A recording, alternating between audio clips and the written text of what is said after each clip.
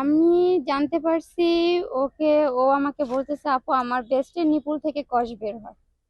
তখন আমি ওকে ব্রেস্টের সার্জারি ইউনিটে ঢাকা মেডিকেল ডাক্তার দেখাই।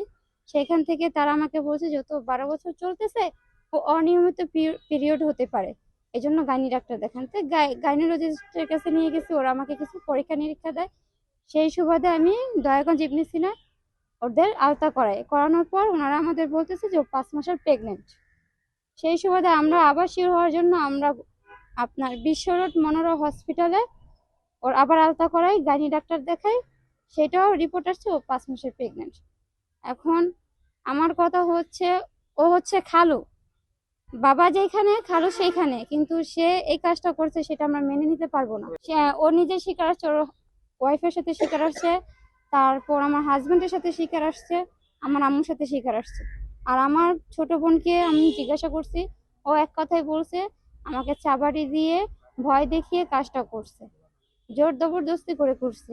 বলছে যদি কাউকে বলা হয় তাহলে ওর মামা, ওর নানু, ওর যে খালা যার বাসায় ছিল, আর আমি, আমার কথাও বলছে যে ওর বড় বোন, তাদেরকে যদি বলা হয় তাহলে ও আমাদের হত্যা করবে।